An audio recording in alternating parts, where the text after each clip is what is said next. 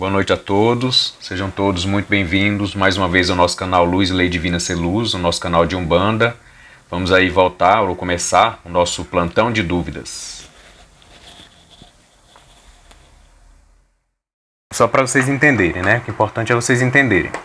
Que existem linhas que falam, gente, que os espíritos iluminados, mesmo depois de iluminados, eles têm que ter muito cuidado, porque pode ser que ao adentrar na carne, eles se iludam novamente e por um erro, ou seja, se eles fizerem alguma coisa que tocar as leis, eles vão entrar no ciclo de Sansara de novo. Gente, isso não tem sentido nenhum. Você imagina Jesus Cristo, isso na minha percepção, na minha concepção não tem sentido nenhum. Imagine Jesus Cristo, que já dominou tudo, voltar à carne e se envolver novamente com a ilusão da matéria. Ou seja, se nós, já com esse grau de evolução nosso que é incipiente, a gente está acabando de sair do reino do animal, se tornando espírito inteligente agora, a gente já começa a perder o interesse por certas coisas. Imagine Jesus, o Cristo planetário, o Criador do mundo. Entendeu? Imagina um ser iluminado que dominou tudo da matéria, porque assim, a gente não se ilumina por acaso. E aí a gente pode pegar esse exemplo da própria questão da evolução. Então, assim, a iluminação é um ponto de verdade que não tem volta. A gente tem os ensaios, a gente se aproxima da iluminação, a gente se aproxima das verdades, a gente até compreende as verdades. Mas a partir do momento que você se integrou com essa verdade, você essa própria verdade no mundo, não tem como você voltar atrás. Entende? Porque a verdade ela é transformadora, ela é iluminadora.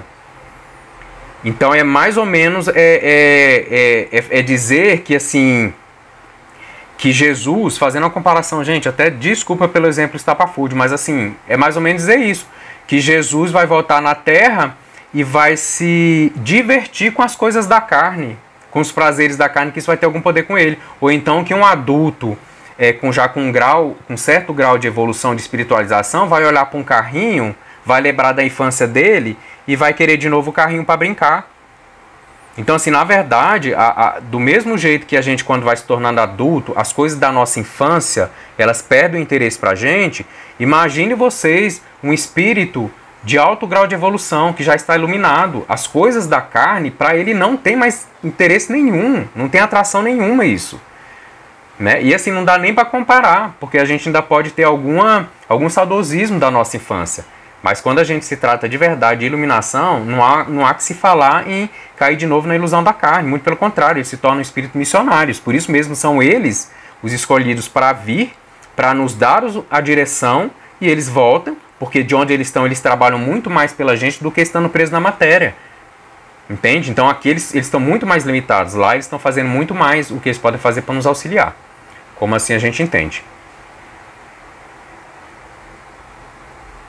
Aí pergunta assim, né? Amor não apenas como sentimento humano, mas como a própria força da luz ou das verdades divinas, realizando-se em nós e por meio de nós. Que amor é esse?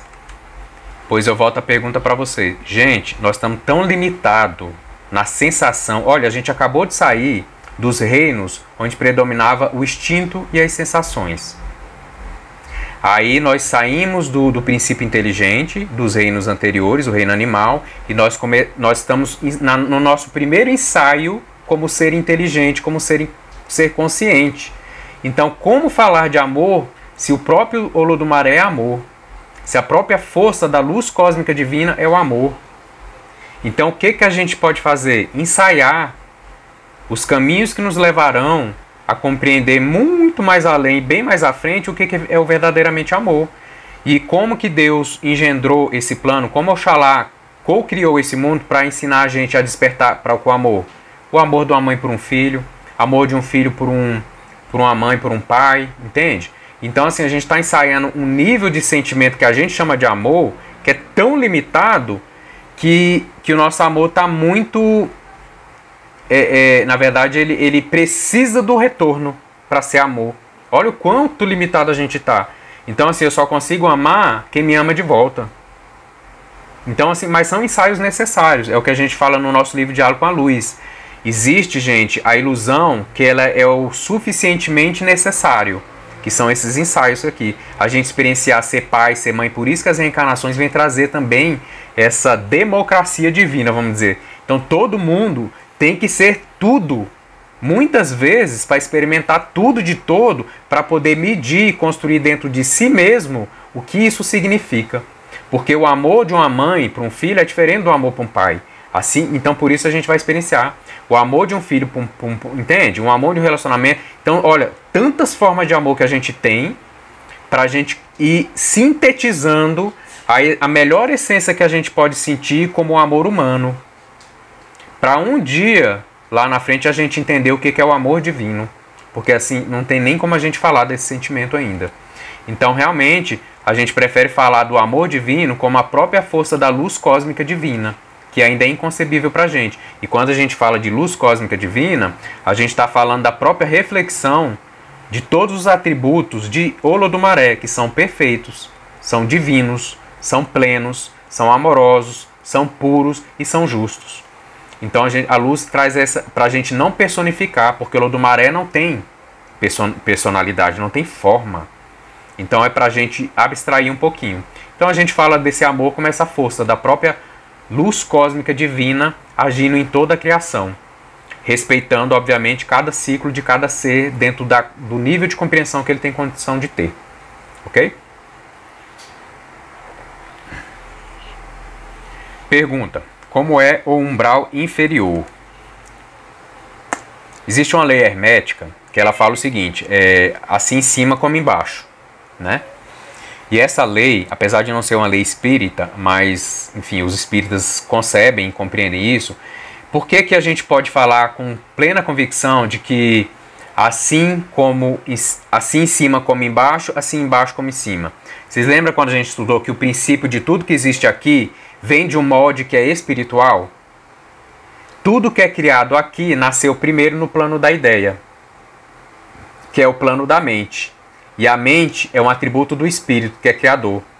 Então, ou seja, primeiro existe lá, para depois ser densificado, materializado e se projetar aqui, no plano mais denso. Então, o que acontece, gente?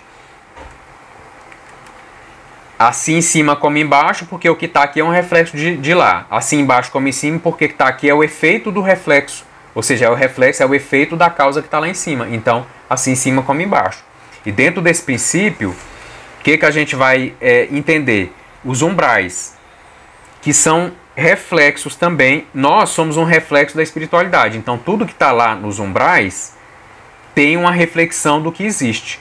Então, dentro daquelas gradações que a gente falou que existe umbral, né, os níveis de umbral, como as colônias espirituais estão nos umbrais superiores, eu não correria o risco de dizer que as colônias ditas nos livros espíritas estão no umbral mais superior dos umbrais.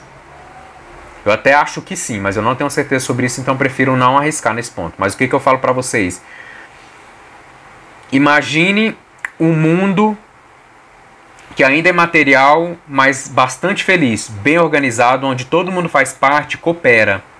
Porque tudo na natureza foi criado dentro do princípio da homeostasia, da cooperação plena e perfeita. Quando a gente deixa de cooperar, quando a gente passa a competir, a gente vai criando os umbrais inferiores, que são regidos pelo ódio, pela raiva, pela vingança, por querer se dar melhor, por querer ser o ganhador, o vitorioso, por querer tudo para mim, de não compartilhar. Então, assim, isso são expressões, por isso que a gente diz que quem cria os umbrais inferiores são os seres humanos. São os seres humanos, porque assim, o inferno, gente, é dentro desse sentido do umbral inferior, quem cria ele é a gente. Padrinho, como assim que a gente cria? Eu vou dar um exemplo para vocês. Vamos pegar a Cracolândia? Quem que criou a Cracolândia? Quem habita a Cracolândia, não é? As pessoas que são viciadas, que são drogaditas, que não conseguem se livrar, começaram a ocupar um espaço, foram se reunindo, foram amontoando lixo, energias deletérias, miasma, procurando enfim, viciar cada vez mais, alimentar o vício. Entendem que foram elas que criaram? Quando a gente desencarna nessa vibração de um drogadito, de um viciado, seja na sexualidade, seja na gula, seja na imagem, seja na competição, seja no dinheiro, seja no poder, Quando a gente se vê do lado de lá, a gente vai começar a construir do lado de lá cidades, umbrais inferiores, que refletem o nosso interior. Então, o que a gente entende, gente? A Cracolândia é o reflexo do interior dos seres que ali habitam. Vocês estão entendendo? É por isso que uma pessoa que tem alguma religiosidade, alguma espiritualidade, ela tem esse cuidado com a higiene, com a limpeza. E o que ela reflete, pode ver tudo que uma pessoa religiosa, mas de verdade, não é a pessoa que finge ser religiosa, não é a pessoa que finge, é uma pessoa verdadeiramente religiosa ou espiritualizada, a casa, ela pode ser pobre, mas a casa dela é linda. Sabe? A energia que está ali é maravilhosa. Então, assim, entende que o exterior reflete o interior de cada ser. Então, é assim, quem construiu os umbrais inferiores? Os seres que ali habitam, que são eles que projetam e deixam tomar aquela forma pantanosa, onde o ar não é respirável. Imagine o ar na Cracolândia. Eles defecam ali, eles não tomam banho, eles urinam ali. Como é que é o ar daquele lugar? Entende? Então, os umbrais inferiores é isso, é do mesmo jeito. Então, assim, é um reflexo dos seres que são os co-criadores daquela realidade. O mundo, hoje como está, é um reflexo dos seres co-criadores que aqui estão habitando e que aqui estão tendo mais força de co-criar. Por isso que o mundo está um pouco bagunçado hoje. Por quê? Apesar das pessoas de má índole não ser a maioria no planeta, eles estão se mostrando mais. Eles estão co-criando mais do que as pessoas de bem. Enquanto as pessoas de bem não se levantarem, não se posicionarem politicamente, vamos falar assim, porque é uma manifestação humana que precisa ser compreendida melhor, é um instrumento que a gente precisa aprender a utilizar, mas enquanto as pessoas de bem não se envolverem na política para mudar essa política, a gente vai continuar com esse antro aí de pessoas desvirtuosas governando, né? Com raras exceções, sempre há. Então, assim, enquanto a pessoa de bem não olhar para o poder co-criativo que ela tem e assumir sua responsabilidade diante do mundo que ela quer, então quem vai dominar são as pessoas que estão assumindo essa responsabilidade dentro do que eles acreditam. No dinheiro, no poder, na escravidão, sabe, na opressão. Isso, para que eles continuem tendo a vidinha deles lá. Magnífica. Então a gente tem que se posicionar assim. É a gente que cocria cada realidade que a gente habita.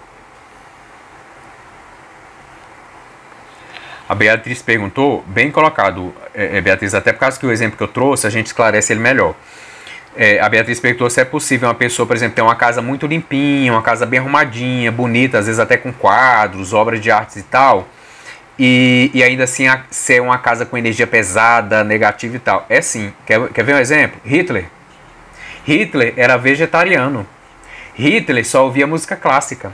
Geralmente o vegetarianismo e a música clássica são espíritos de maior evolução que têm esse gosto. Só que Beatriz, assim, o que acontece? A evolução ela tem que se realizar em vários âmbitos, entende? Então a gente pode evoluir, é como a gente pegar a diferença da ciência, que ainda está dividida no nosso mundo, né, pela nossa ignorância, a gente divide a ciência da espiritualidade. Então o que acontece? Uma pessoa que ela evolui muito na inteligência, nem por isso ela é muito evoluída na espiritualidade nem no amor, que é a outra asa, entende? Então o que acontece? Uma pessoa que evolui muito na inteligência, como Hitler, ele pode ter muito cuidado, gostar tudo certinho, gostar de obras de arte, gostar de música clássica, ser vegetariano, porque inclusive a gente sabe como a carne tem toxina e ela dificulta a nossa visão, a nossa percepção, os nossos sentidos mais espirituais. Hitler não era bobo, ele tinha inteligência para saber que a carne não era saudável, tanto é que ele era vegetariano, mas ele usava a inteligência dele para cuidar do corpo físico dele, mas para dominar uma raça, ou para criar uma raça, ou para ser um deus, entendeu? Para agir como um deus aqui na Terra. Então, assim, a evolução ela tem vários âmbitos. Se a gente for resumir de forma assim, bem sucinta, a gente poderia falar o lado da inteligência e o lado da sabedoria. O que é sabedoria? Inteligência aplicada com amor. Entende? Então, uma pessoa inteligente, ela é sábia? Não. Toda pessoa sábia é inteligente? Sim. Então, assim, tem essa diferença. Às vezes, o interior da pessoa é muito organizado e ela vai exprimir essa organização na matéria. mas no nível de sentimento, de energia, de vibração, ela é desorganizada. Porque aí toca o amor, que é essa que você falou. Então a casa dela vai ser um brinco, mas a aura dela, a egrégora dentro da casa dela é péssima, porque ela não vibra amor. Ela só vibra a inteligência que está adstrita à matéria, né? Que tem muito a ver com as experiências materiais. Mas cadê a experiência do meu lado humano, do meu lado mais divino? Então isso precisa ser equilibrado.